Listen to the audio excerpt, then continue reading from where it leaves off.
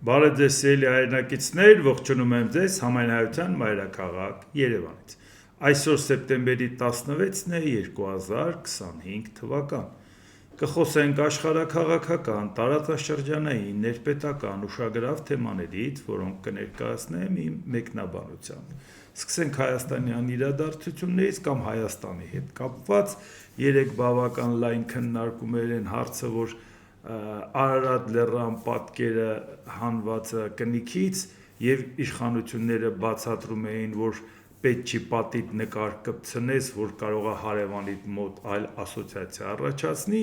իսկ հիմա ես ուզում եմ իմանամ, որ մենք այդքան նրբանկատ գտնվենք եւ մեր պատին չկպցնենք նկար, որը այլ ասոցիացիա առաջացնի, դա օգնեց, որ այսօր ադրբեջանական ԱՊՀ գործակալությունը հայտնում է Հորադիս, Ջեբրայիլ, Զանգելան,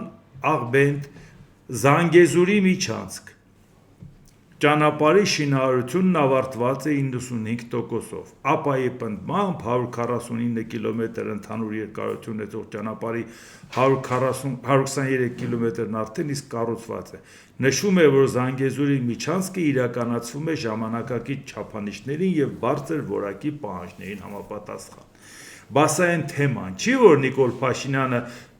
այնքան կարևորեց, որ անգամ Չինաստանում ասեց, բա մենք Ամերիկայում բան էինք պայմանավորվել, Տրամպի ուղու մասին ենք խոսում, ինչու է հիմա խոսքը գնում Զանգեզուրի միջանցքի մասին։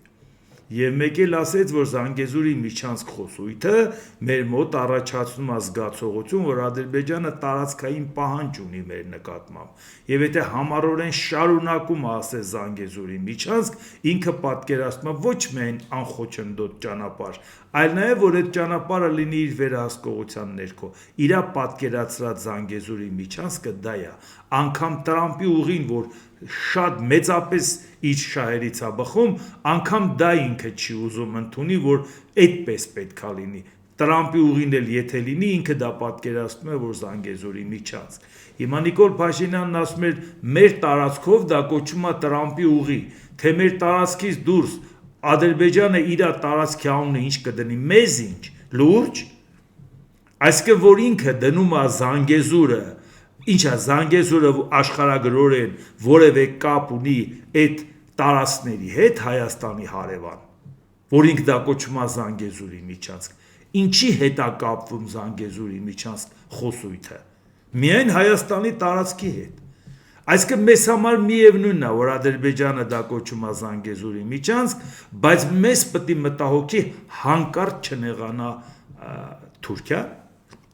Դրա համար ես ուզում եմ, որ շատ փորձում են իշխանավորները ինչ-որ պարզաբանումներ ներկայացնել, թե ինչն է վրդովմունք առաջացրել։ Եթե ասեք, որ միջազգային չափանիշներով դե իմաստ չունի այդքան մեծ կնիք անենք, որի վրա լեռ երևա, շատ երկրների օրինակ բերեք, որ տեսեք ընդհանրապես տենց բան չկա, որևէ սիմվոլ չկա վրան, կարելի էր հասկանալ։ Իհարկե մարդիկ կհասկանային, որ պատճառը դա չի, դուք հանել եք, որ հաջողանաք Թուրքիային, բայց չէին կարող ապացուցել, որ պատճառը դա է, որովհետև դե ինչ է եղել կնիք, որի վրա էլ այդ շատ երկրների օրինակ բերել, որ տենց բան չկա։ Բայց եթե այդպիսի հնարավորություն կար, շատ երկրների օրինակ բերելով ու ասելով, որ մենք վերանայում ենք, մի քիչ չափերը փոքրացնենք դրա շնորհիվ, պետք չի որ շատ մեծ լինի, բայց բացատրությունները բերողները ինչի մեկ էլ ասեցին, որ դա բխում է իրական Հայաստանի գաղափարախոսությունից։ Ինչն էր պետք այդ խոստովանությունը։ Ինչն էր պետք նկարի օրինակը բերել, որ պատին կպցրած նկարը կարող է հարևանից դուր չգա։ Թվում է թե շատ հանգիստ ուրիշ ձևի բացատրում էին։ Ոչ, իրանք դա դիտավորյալ արեցին, որպեսզի այս բանավեճը գնալու ժամանակ Նիկոլ Փաշինյանը Թուրքիային հաջողանալուց ասի, որ տեսակ, ես ասում եմ, որ սա արել ենք ձեզ հաջողանալու համար։ Եվ ինչպես տեսնում եք, մեր ամբողջ թիմը լծված հաջողանում է ձեզ։ Եվ ասում է, այո, դա ճիշտ է։ Դրան գումարած Նիկոլ Փաշինյանի սազանդարները, որոնք բացատրում են, որ դա ճիշտ է։ Այսինքն, բա տեսեք, Ժորժ ջան, բա պիտի Փաշինյանը ընտրվի, որ ձեր ուզածն անի։ Դուք տենում եք ինչ զորք ունենք մենք։ Բա Փաշինյանը պետք է լինի, բա ով պետք է լինի։ Բա այ վրդովվածները չեն լինելու։ Նիկոլ Փաշինյանը դրանով իր գովազդով էր զբաղված։ Այս բանավեճը ձեզ թվում է ինքը այս բանավեճից պետք է ամաչի, որ իրան ասեն դավաճան։ Այս բանավեճը իր գովազդն է, ինչ ասեն դավա։ Իր համար ինչ տարբերություն դավաճան կասես թե չէ։ Ասում է այդ ասա, բայց 150 տարի հետո իվա համար եմ հարթոցում։ Այսինքն սա նրա համար է, որ Թուրքիային ասի տես, հա, եթե ես մնամ, քո ուզածը անելու եմ ու բավարար ռեսուրս ունեմ, տես։ Բացի իմ թիմակիցները, որոնք ուսապարկե հաստիկով են, ինչ ասեմ պետք է անեն, ով չանի դիմումը կգրի կգնա։ Լատես ինչ կարգի գրագետ մարդիկ կան, աշխարհ տեսած, տարբեր շփումներ ունեցող գրագետ մարդիկ են, որոնք եկել են հաստիկային սազանդար են դառել եւ իրանք արդարացնում են այդ ամեն ինչը։ Տեսնում եք ես ինչ ռեսուրս ունեմ։ Բա պարզա որ Թուրքիան ու Ադրբեջանը պետք է նայեն, ասեն լավաթող Փաշինյանը ընտրվի։ Պատահական չի որ Ադրբեջանի Միլի Մեջլիսի պատգամավորն ասում է՝ «Յա, բա Փաշինյանը չընտրվի, բա մենք ինչ ենք անելու»։ Դա իր գովազդն է։ Որովհետև պարզ է, չէ՞։ Օրինակի համար ին վրա բերեմ օրինակը, որ ուրիշին չասեմ, չթիրախավորեմ։ Ենթադրենք, ասեմ ես եմ վարչապետը։ Պարզա որ ես պետք է ասեմ, որը լինեմ վարչապետ, այդ օրը դիմում եմ ներկայացնել ու Հայաստանը հայտ ներկայացնի Եվրամիության անդամակցության համար։ Եվ ագրեսիվ ձևով, ակտիվ ձևով բանակցություն վարել, որ անվտանգային հարցերն էլ լուծվի։ Այդ ինչ մի թաքուն բան է 20 տարի է, ասում եմ, անկախ նայած ով է Հայաստանում իշխանություն, ով է Եվրոպայում չինովնիկ, ով է Ամերիկայում իշխանություն։ Ինչ կապ ունի դա։ Դա սկզբունքային իմ պատկերացումն է մեր երկրի ապագայի համար։ Պարզ չի որ Նիկոլ Փաշինյանը պետք է ասի, բա ինչ եք ուզում։ Այն կարգի մարդ գա, որ ուզում է Հայաստանը Եվրամիությանը միանա, դա ոչ Թուրքիային է ձեռնտու, ոչ Ադրբեջանին, ոչ Իրանին, անգամ այսօր ոչ էլ Վրաստանին, էլ չասնենք Ռուսաստանին։ Պարզ է, չէ՞։ Բա հիմա ինքը ցույց է տալիս, ասում է՝ դե մի հատ նայեք մեր շրջապատում, ժողովուրդ ջան, փահով լինի։ Ուզում եք սրանք լինեն, տեսեք ինչ են անելու։ Լա ինչ որ միտեղ կարա ենթադրենք Ռուսաստանի հետ առնչություն ունեցողներին հազարով մի պիտակ կպցնի եւ այլ, այդ հասկանալի է, բավական հեշտ է։ Բա այն կարգի մարդուն ինչ պետք է ասի։ Բանակը թալանել եմ, ինչ եմ արել, սխալ բանակցել եմ Ղարաբաղի հետ կապված։ Ինչ պետք է ասի։ Ռուսներին եմ ծառայում։ Չկա, չէ՞։ Մի հարց կա։ Այդ կարգի մարդիկ վտանգավոր են, հարգարժան Թուրքիա, հարգարժան Ադրբեջան, այս մարդիկ ձեր ուզածը չեն անի։ Ոչ կարած վախացնես, ոչ գայթակղես։ Փոխվողել են 20 տարում կփոխվեին, հասել ենք թոշակի տարիքի նոր պետք է փոխվենք։ Բա սա իր գովազդն է, ժողովուրդ ջան։ Այս գովազդի համար էլ ստեղծել է այսպիսի ֆոն, որ տեսեք ժողովուրդ ջան, ես պատրաստ եմ մասիսը անգամ հանել, ասեմ մասիսը ձեր վրա ազդում է, ես հանում եմ դա։ Իսկ ինչի պետք է իրանց վրա ազդի, եթե իրանք չգիտեն, որ դա գողացել են։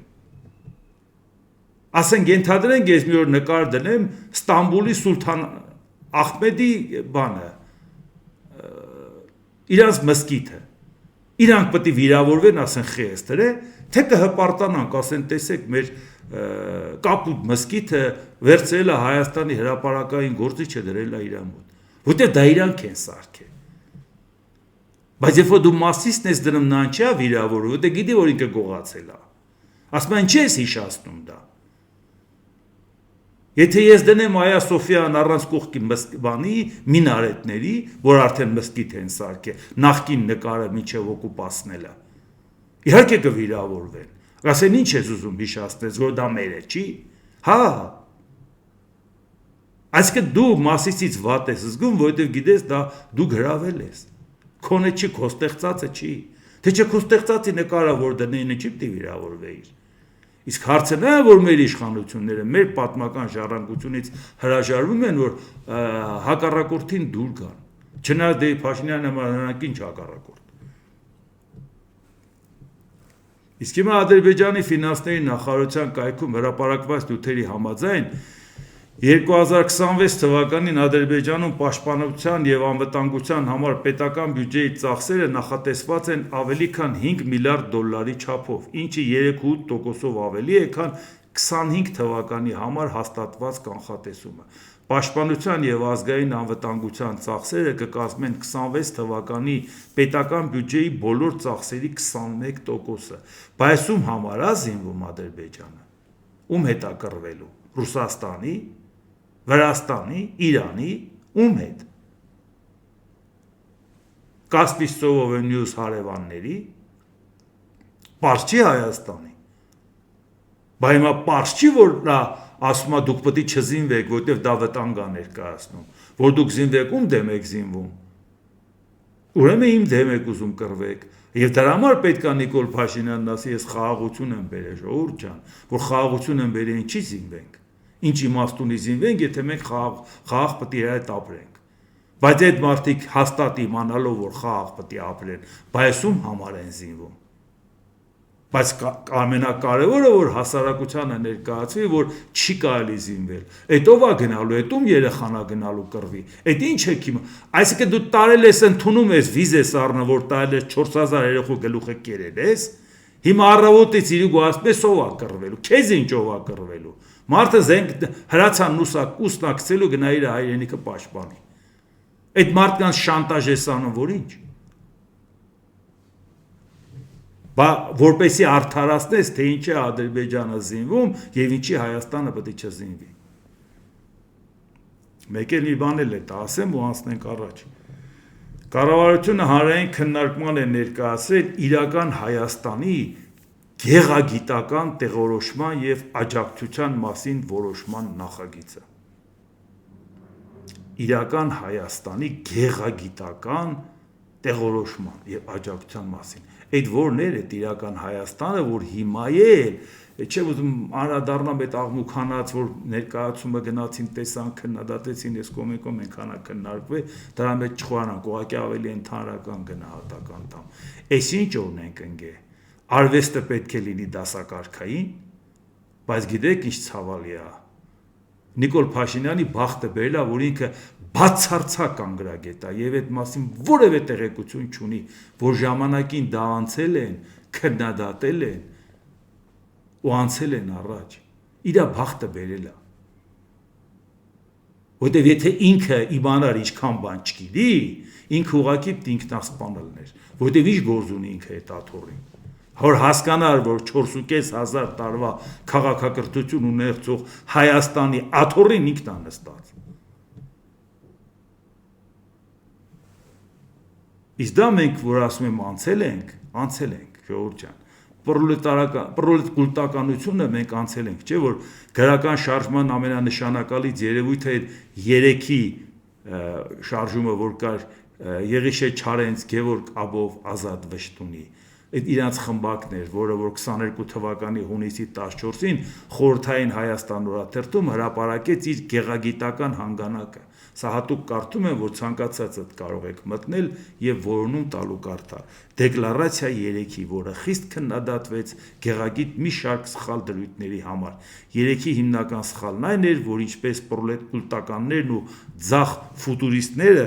նրանք եւս խաչ էին քաշում անցյալի գեղագիտական ժառանգության վրա։ Իդեպ մասնակիցները ավելի ուշ ընդունել էին իրանց սխալը, մենակ ինչի որ իրանց քննադատել էին։ Այսինքն ժողովուրդ ջան, այս աշճանի է պետք որ մարդը անգրագետ լինի, որ 100 տարի առաջվա մերժված բանը ուզենա վերականգնի։ Ես նույնիսկ չեմ ասում Խրուշչովի ժամանակները, թե նա ոնց էր անդրադառնում տարբեր թեմաներին։ Խրուշչովից ավելի առաջ մենք Հայաստանում ունեցել ենք այս խնդիրը, որը հեչ պետք չի, որ Նիկոլ Փաշինյանն իմանա։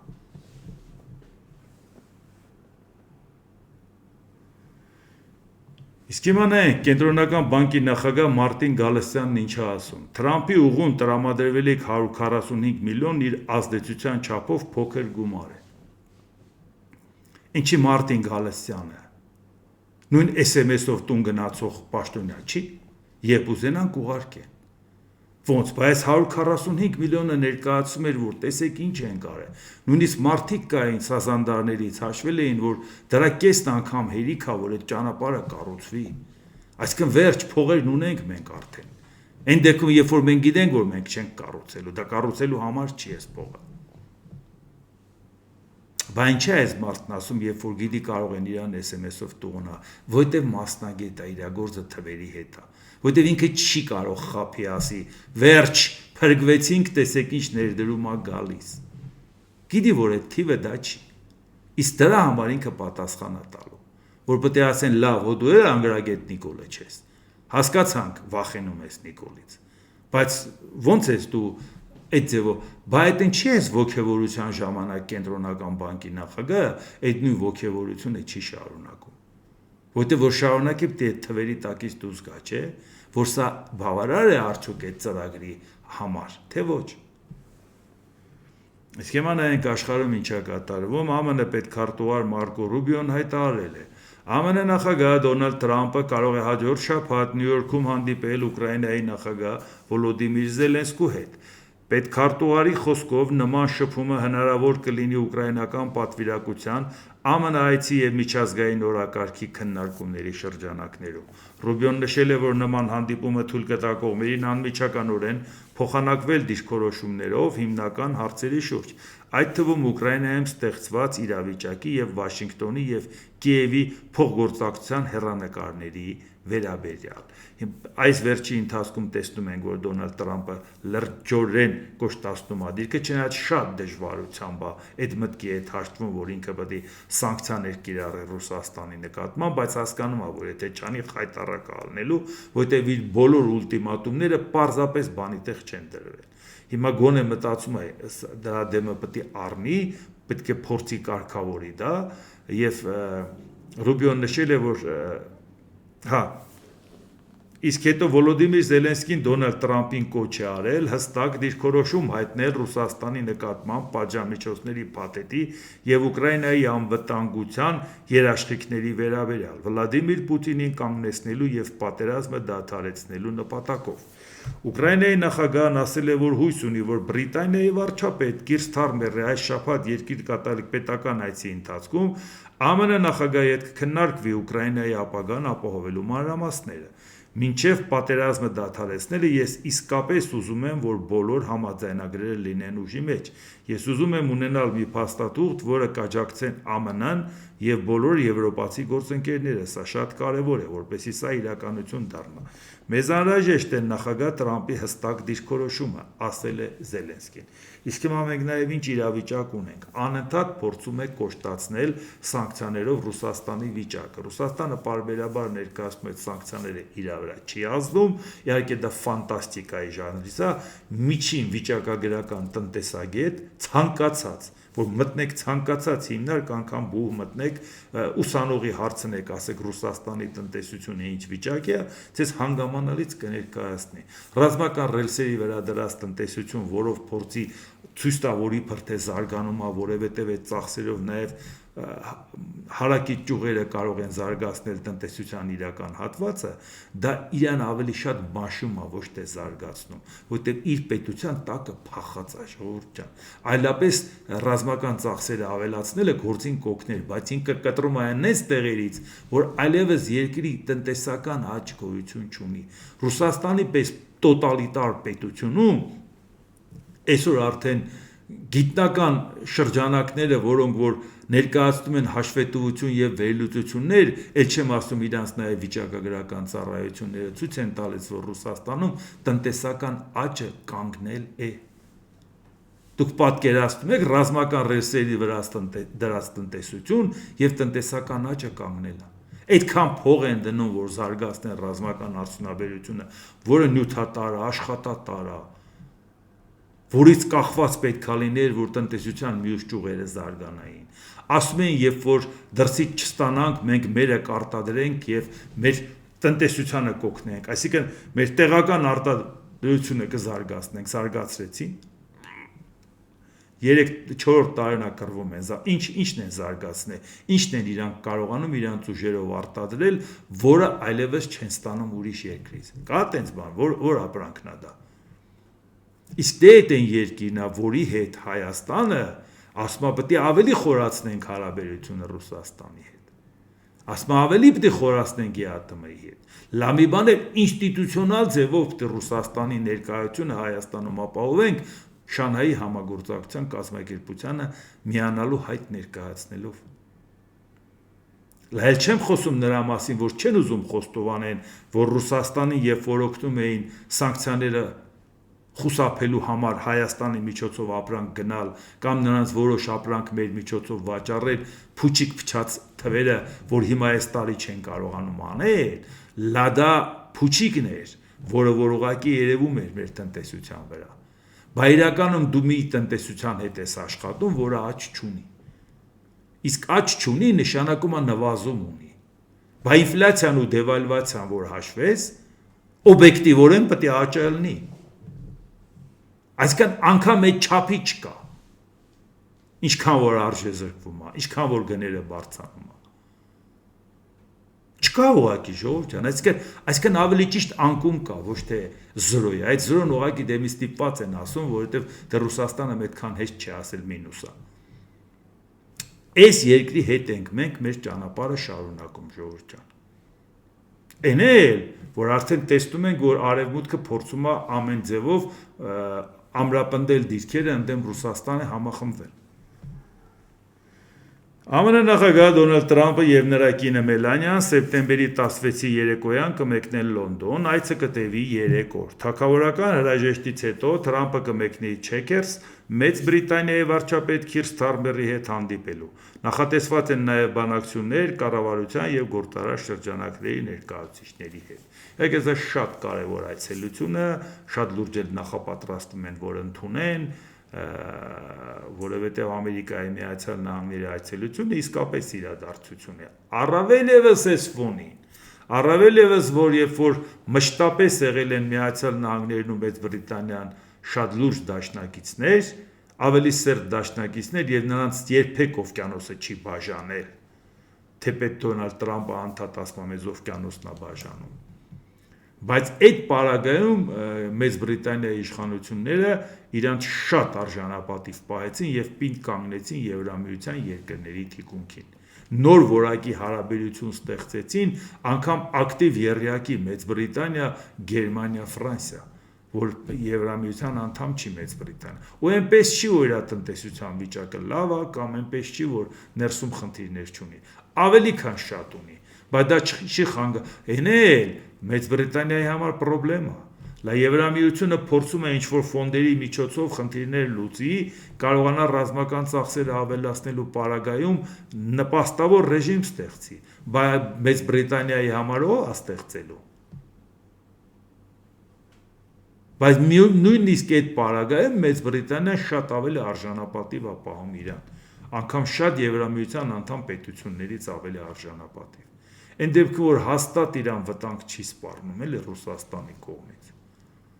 Եվ այս պարագայում էլի առանձնահատուկ կարևորում է Դոնալդ Թրամփի այցելությունը Մեծ Բրիտանիա, որովհետև Մեծ Բրիտանիան կարողացավ ցույց տա, որ ես Եվրոպայի թիկունքին կանգնած եմ եւ մեր բարեկամությունը ծառայեցնում եմ միջնորդ լինելուն։ Ոչ թե ասում եմ, դե լավ, դուք ձեր գլխի ճարա, տեսեք, ես Եվրամիության անդամ չեմ, ես ինչ խնդրեմ ունեմ Ռուսաստանի հետ, ես էլ Ամերիկայի դաշնակիցն եմ, ընդհանրապես ձեր հետ ինչ խնդիր ունեմ, որ բացարձակ շատ ավելի սերտ է կապված եվրոպական երկրների հետ։ Իդեպ ասեմ, որ Ջորջը Մելոնին, Իտալիայի վարչապետը, որը նույնպես սերտ հարաբերություն, նրան անձնավորված սերտ հարաբերություն է, այդքան պետականը չի, Տրամփի հետ էլի նկատի ունեմ Մելոնին վարչապետը, բայց նույնիսկ այդ պարագայում նա ամեն ինչ անում է, որ դա ծառայացնի Եվրոպայի համար կամուրջ հանդիսանա Ամերիկայի միջև, Տրամփ Եվրոպա, այլ ոչ թե իր հարցերը լուծի, ասի մեր ինչին է պետք, մենք մեր հարցերը լուծել ենք։ Դրա համար սա առանձնահատուկ կարևոր է այս այցելությունը Մեծ Բրիտանիա եւ պատահական չի, որ Զելենսկին սպասելիք ունի, որ անգամ Քիր Սթարմերը այդ ամեն ինչը կքննարկի Դոնալդ Թրամփի հետ։ Le Monde գրում է. Եվրամիությունն իհեճուկս Թրամփի պահանջների մտադիր չէ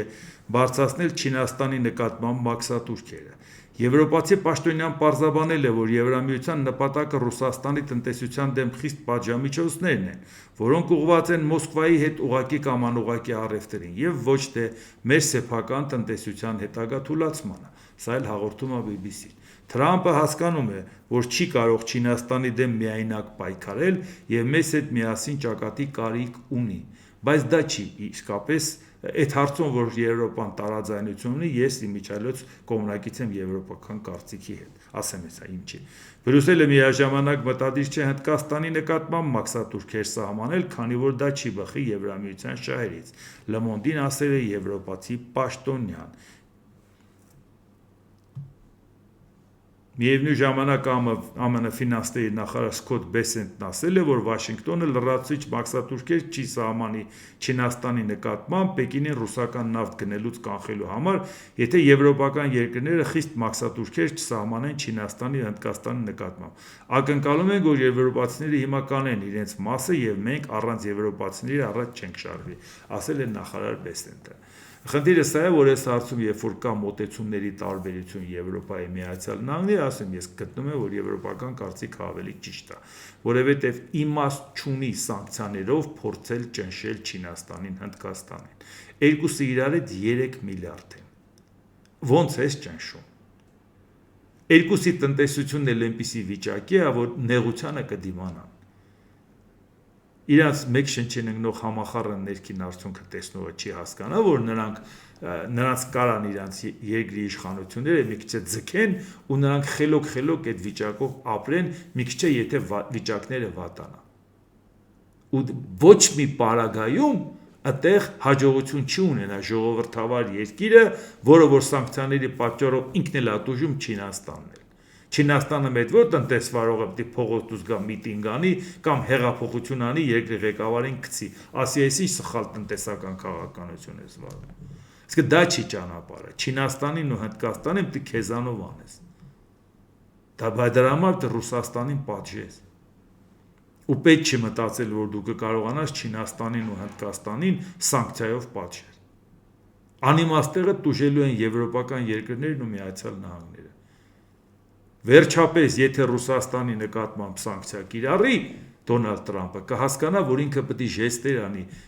Չինաստանին եւ Հնդկաստանին։ Ռուսաստանի հետ հարաբերությունը պարզեց, նոր աշխարհակարգի հարցը լուծված է։ Իր համար բացարձակ մրցակից չեն ոչ Չինաստանը, ոչ Հնդկաստանը։ Ռուսաստանին հաղթելուց հետո նրանք Ամերիկայի դեմ դուրս են գալու։ Այդպես միամիտ մարդ կա, որ մտածի։ Պետք է ուզենան Ամերիկայի հետ նորմալ գործընկեր լինեն։ Իսկ իրանց ազդեցության ոլորտի առումով նրանք նույնիսկ մրցակից չեն այն խնդիրներին, որը Ամերիկան կլուծի։ Շատ հանգիստ կարող են պայմանավորվել, ասել ես ազդեցության գոտին էլ քոնն է, հանգիստ դու էլ մեր գործընկերն ես։ Այս Ամերիկան է, այս Եվրոպան է, այս էլ Չինաստանն է, լա Հնդկաստանն էլ պարտադիր չի Չինաստանին միանա, որպես առանձին գործընկեր։ Հուսանք, որ գոնե այդ փուլին էլ կհասնենք եւ այս հարցում էլ Դոնալդ Տրամպը կլսի եվրոպական կարծիքը։ Ինչպես տեսնում եք, Եվրոպան եթե կարողանում է ամուր ձևով պաշտպանել իր դիրքորոշումը, Դոնալդ Տրամպը այնուամենայնիվ ուշ թե շուտ ընդունում է դա։ Իսկ հիմա նայեք ինչ է կատարվում, Իսրայելը ոնց է խառնել այս կողմերը եւ դրա պատճառով նաեւ իրավիճակը վերաբերվում է նաեւ մեզ, որովհետեւ ինքը ակնհայտորեն խաղացող է մեր տարածաշրջանում։ Պրոբլեմ ունի Թուրքիայի հետ, սերտ հարաբերություն ունի Ադրբեջանի հետ։ Իր դաշնակիցն է Ամերիկան։ Մենք ում հետ ենք։ Բոլորին ժեստեր անելով ու գցնելով ու հաճոյանալով դա քաղաքականություն չի, ժողովուրդ ջան։ Հիմա դրա համար նայենք։ Իսրայելի վարչապետ Բենյամին Նեթանյահուն հայտարարել է. Երուսաղեմը պատկանում է եւ միշտ պատկանելու է Իսրայելին։ Իսրայելի վարչապետի խոսքերը ուղղված են Թուրքիայի առաջնորդ Ռեջեփ Թայիփ Էրդողանին, ով ակնարկել էր, որ Երուսաղեմը պատկանում է Թուրքիային, Օսմանյան կայսրության կազմում գտնվելու իր անցյալի պատճառով։ Սա մեր քաղաքն է, պարոն Էրդողան, սա ձեր քաղաքը չէ, սա մեր քաղաքն է, սա միշտ էլ մեր քաղաքը կլինի, այն այլևս բաժանված չի լինի, ասել է Նեթանյահուն։ Իհարկե, այդտեղ վիճելի հարցեր բնականը կա Երուսաղեմի մի հատվածի հետ կապված, արևելյան հատվածի հետ կապված, բայց հարցը դա չի։ Եթե խոսքը գնում է նրան, որ Ռեջեփ Թայիփ Էրդողանն իրան իրավունք է վերաբերում ասի Երուսաղեմը մերն է, ինչի համար, որ Երուսաղեմը 1517 թվին ընկել է ձեր ձեռը, բայց դրանից առաջումն էր։ Լաուրիջ ոչի բան չէ, 5000 տարվա պատմություն ունի։ Այդտեղ որպես բնակավայր, որպես տարածք։ Ի վերջո նաև իսրայելական պետության մայրաքաղաք է եղել ժամանակին։ Էլ Հռոմի ձեռնահանգել, էլ Պարսիկի ձեռնահանգել, էլ Բյուզանդիա, ում ձեռով ասես չի անցել։ Այդ ոնց եղավ, որ հենց մի անգամ թուրքը մտնում ասում հավերժ մերն է, ինչից ելնելով։ Սա նույն բանն է, կապ չունի, թե վերաբերմունքը Իսրայելի նկատմամբ կամ Նեթանյահուի նկատմամբ ինչպիսին է։ Հարցը նա է, որ նա ասում է դա քոնը չի, իսկ մենք ինչ ենք ասում։ Եթե եկել է Օսմանյան կայսրության ժառանգորդ Էրդողանը նստելա, ամոթ է, որ մենք Մասիսի անուն տանք, ինքը կվիրավորվի։ Որ մենք հիշացնում ենք, որ դա իր տարածքը չի։ Իսկ իրան ասում են, սա քոնը չի, մոռացի, եթե դու նույնիսկ 400 տարի այնտեղ ես եղել։ Իսրայելի պաշտպանության բանակի խոսնակը հրատապ նախազգուշացում է եղել Գազայի բնակիչներին։ Իսրայելական բանակը սկսել է ոչնչացնել Համասի ենթակառուցվածքները եւ քաղաքը հայտարարվել է վտանգավոր գոտի։ Բնակիչներին կոչ է արվում տարհանվել հարավ ափամերձ ճանապարհով, որն արդեն օգտագործվում է բնակչության 40%-ը, իսկ Իսրայելի պաշտպանության նախարար Իսրայել Կացը Գազայի հատվածի հարվածներից հետո հայտարարել է, որ Գազա քաղաքը կրակի մեջ է եւ վերահաստատել է գործողությունների պլանները մինչեւ Պաղեստինյան համաշարժման պարտությունը եւ պատանդների ազատ արձակումը։ Մենք չենք նահանջի կամ չենք թուլացնի ճնշումը, մինչեւ մեր առաքելությունը չավարտվի, գրել է նախարար Կացը։ Իհարկե այն, որ Համասը հարձակվեց Իսրայելի վրա, այդ 2023 թվականի հոկտեմբերի 7-ին դրա մասին խոսել ենք, դա շատ սխալ է, լավ էլ երկար պատրաստվել էին, բերել էին կուտակել էին, բայց էլ գերիներ, էլ ավերատություններ, էլ զոհեր ամեն ինչ կար, բայց այդ պարագայում իհարկե արդարացված էր Իսրայելի պաշտպանության իրավունքը, միանշանակ խոսք չկա, շատ ինձ համար նույնիսկ տարօրինակ էր, որ իսլամիստ ահաբեկիչների նկատմամբ հայ մարդը կարա համակրանք ունենա, նույնիսկ զարմանալի էր։ Բայց խնդիրը ուրիշ է, հիմա այսօր կռիվը մենակ Համասի հետ չի, կռիվը նաև Պաղեստինի ժողովրդի հետ է, նույնիսկ եթե նրանց մեջ էլ կան ահաբեկիչներ, բայց խնդիրը նաև ուրիշ է։ Այսօր գնացին մի հատ ճոռոմ մի հատ դեկլարացիա ընդունեցին, Նյույորքյան հռչակագիրը, Հայաստանն էլ միացավ, բայց ինչի մենակ Հայաստանը, ինչքան երկիր միացավ, են էլ ազդեցիկ պետություններ։ Դա ինչ փոխվեց, Գազան չի դատարկում Իսրայելը։ Այդ որ մեր հետ է կատարում, շատ դեպքերում մարդիկ ասում են, այս ինչ անտարբեր աշխարհը, այսպես, պետք է օբյեկտիվորեն հաշվի նստենք էլի իրավիճակի հետ, որ չխաբվենք, չգերագնահատենք սրա նրա հայտարարությունը։ 142 երկրի հայտարարությունը կանխում, որ հիմա Իսրայելը չմտնի ոչնչացնի։ Չէ։ Էս է իրողությունը։ Դրա համար դու պետք է պետության շահերից նայես։ Եթե պետական պաշտոնյա չեմ, կարամ ասեմ Իսրայելը սխալ է անում։ Բայց եթե պետության շահերից նայես, դու պետք է մտածես, հիմա եթե ես դա ասում եմ, դա մեզ ինչ է տալիս, որպես պետություն։ Կամ որպես ինչ եմ դատապարտում, կամ որպես ինչ եմ արդարացնում։ Նա ինչ է տալիս, նա ինչ է տալիս։ Իսկ սա նրա թիկունքին Ամերիկան է կանգնած, չէ՞։ Որի հետ մենք ինչ-որ բաներ ենք պայմանավորվել օգոստոսի 8-ին կառավարության ծիրիգու թմկահարում, որ մեր անվտանգության հարցը լուծված է։ Այդ ո՞նց է լուծված։ Ո՞վ է երաշխավորը, զինվող Ադրբեջանը, որ մինչև մի Զանգեզուրի միջանցք ասում։ Իհարկե մի բան էլ այսօր աչքովս ընկավ, Լևոն Տեր-Պետրոսյանը թարգմանել է Ուինսթոն Չերչիլի թվով 54 աֆորիզմներ ու ներկայացրել հանրությանը։ Ճիշտն չհասկացա դրա նպատակը, այն որ Ուինսթոն Լեոնարդ Սպենսեր Չերչիլը լեգենդար անձնավորություն է, խոսք չկա, բարբերաբար առիթ լինում է անդրադառնում եմ այդ թեմային, բայց կոնկրետ Լևոն Տեր-Պետրոսյանի կողմից դնել դրանք թարգմանել ներկայացնել սենց շարքով, մի բան էլ ուղղակի աչքովս ընկավ 12-րդ աֆորիզմը Չերչիլի, դա կարող կամ դա չդներ կամ դրա փոխարեն ուրիշ դներ, ինչ էր ասել, հիմար է այն մարդը, ով երբեք չի փոխում իր կարծիքը։ Բայց Լևոն Տեր-Պետրոսյանը ինչում էլ մեղադրեց, գոնե գիր կարծացած մարդը մտավորական պետք է իմանար, որ շատ ավելի դիպուկ այդ հարցի հետ կապված ասել է Ամերիկայի Միացյալ Նահանգների պոետ, էսեիստ, մանկավարժ եւ դիվանագետ Ջեյմս Ռասել Լոուելը, որ ասել է իրենց կարծիքից երբեք չեն հրաժարվում միայն հանգուցյալները եւ հիմարները։ Դա համար շատ դեպքերում ասում են, եթե մեկի հետ խոսում ես, տենում ես տենց համառորեն առաջատանում իր կարծիքը, մի հատ պուլսը չափի։ Եթե հանգուցյալ չի, ավելի վատ իր համար, ուրեմն հիմար է։ Այնպես որ կարծում եմ չէր կարող Ուինստոն Լեոնարդ Սպենսեր Չերչիլը ավելի շուտ ասած ելներ, քան Ջեյմս Ռասել Լոուելը, որովհետև Ռասել Լոուելը ծնվել է 1819 թվականին, մահացել 1891 թվականին, իսկ Ուինստոն Չերչիլը ծնվել է 1874 թվականի նոյեմբերի 30-ին, մահացել 1965 թվականի հունվարի 24-ին։ Այնպես որ չէր կարող ավելի շուտ ասած ելներ, քան Լոուելը։ Բայց իհարկե մի բան է կարևոր, որը լավ կլներ Լևոն Տեր-Պետրոսյանը հաշվի առներ։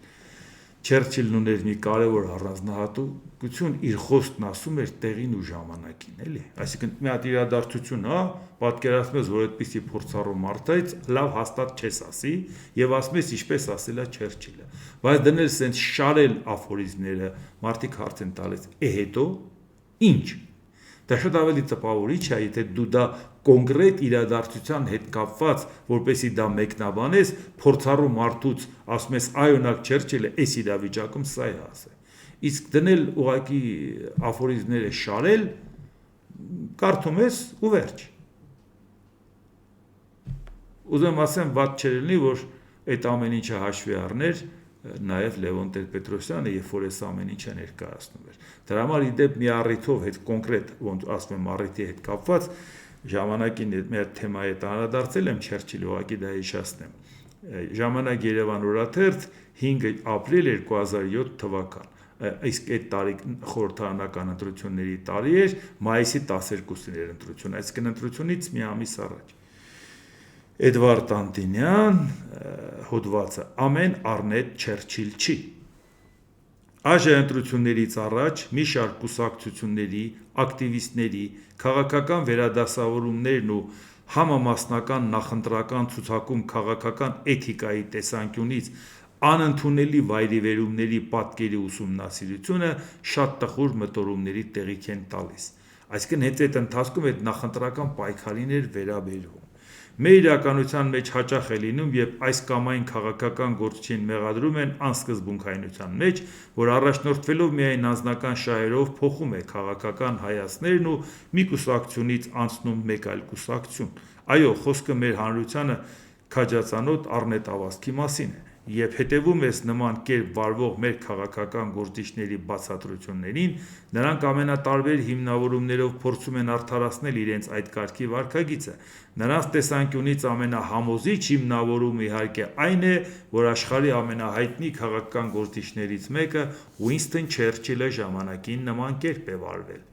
Եվ ինչն է հետաքրքիր, եթե որևէ գործիչ երկու անգամ է փոխել կուսակցությունը, ապա ասում է, թե ինչ կա զարմանալու, Չերչիլն էլ է երկու անգամ փոխել։ Եթե սույն գործիչը եւս մեկ անգամ էլ է փոխում իր կուսակցության պատկանելությունը, ապա արդեն ասում է, որ Չերչիլն էլ է 3 անգամ փոխել։ Վերջերս նույնիսկ ասում են, որ այդ թիվը արդեն հասել է 4-ի։ Ելույթի ժամանակ էր ասել, ինչ Չերչիլն էլ 4 անգամ փոխել է։ Պարզապես մոռանում է, որ նա վաղուց մահացել է եւ իր կենսագրության մեջ նորեջ ուղղակի չի կարող ավելացնել, դրանով իսկ արդարացնելով մեր գործիչների քաղաքական դեգերումները։ Իսկ իրականում Ուինստոն Լեոնարդ Սպենսեր Չերչիլն իր քաղաքական կենսագրությունը սկսել է